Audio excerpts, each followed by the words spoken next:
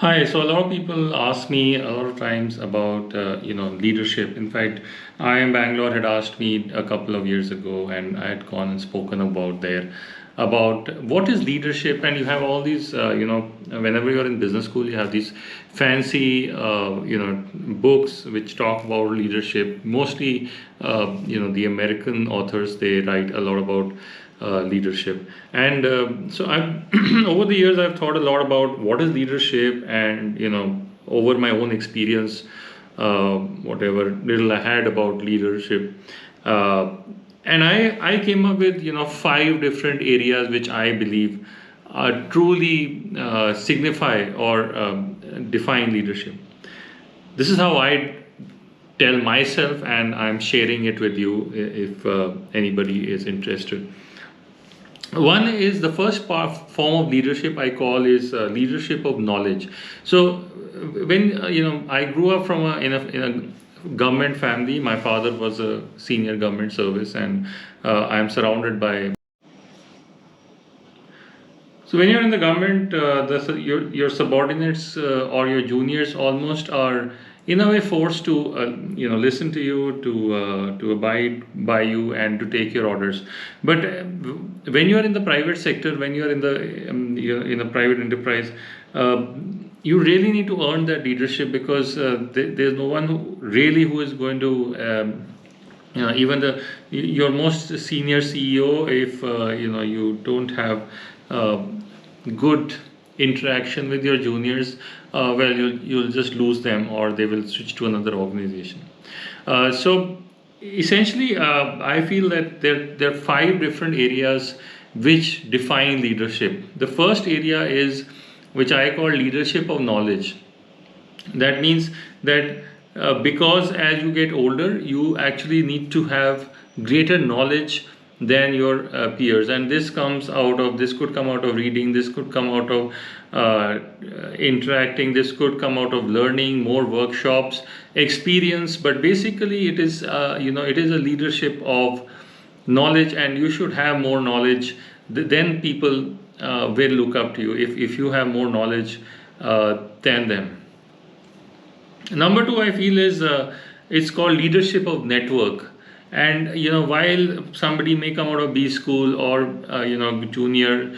junior may come out with a great degree, and knowledge might be there, it takes a lot more to create a network. And a network means that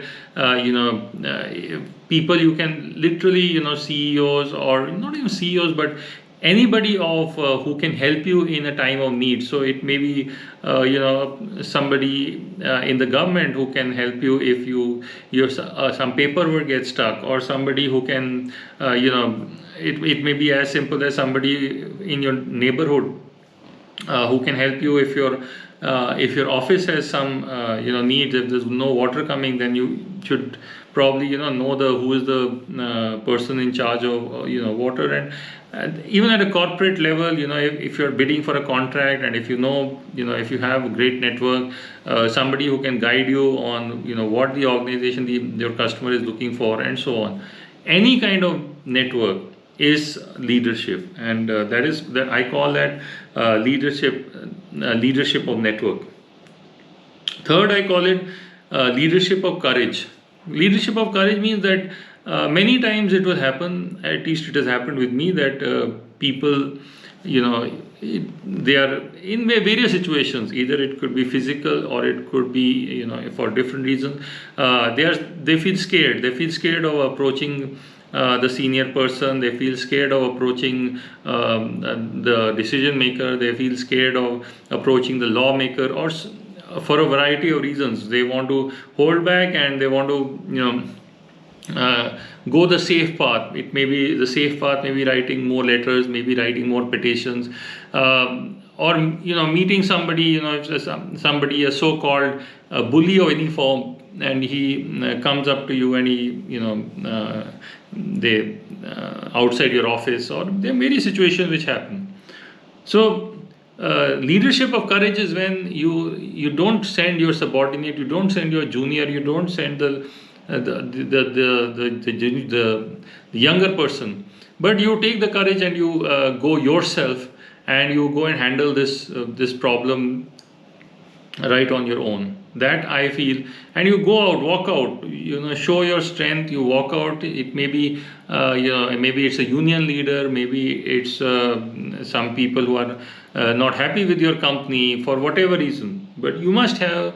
That is called leadership of courage in my aspect, in my view, in which you walk out, you are unafraid, and you show courage in which you face the problem directly.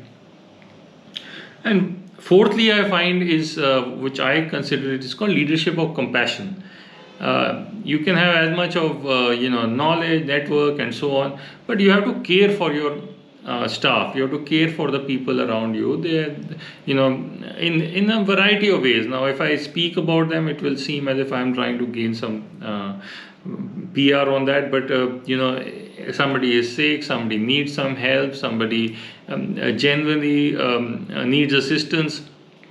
It can be a variety of assistance. It can be sometimes just helping the person, the person's child get admission in some school, or giving him some advice about life, or investing or something. But basically you care about the other person, and that I feel is leadership, and leadership of compassion. And finally, I feel the a key component of leadership, I call it leadership of failure, in which you be ready at whatever level you are, you be ready to shield the people below you, shield the youngsters, shield the people who are not, who are below you, and take on the blame on yourself. Have the guts, have the courage.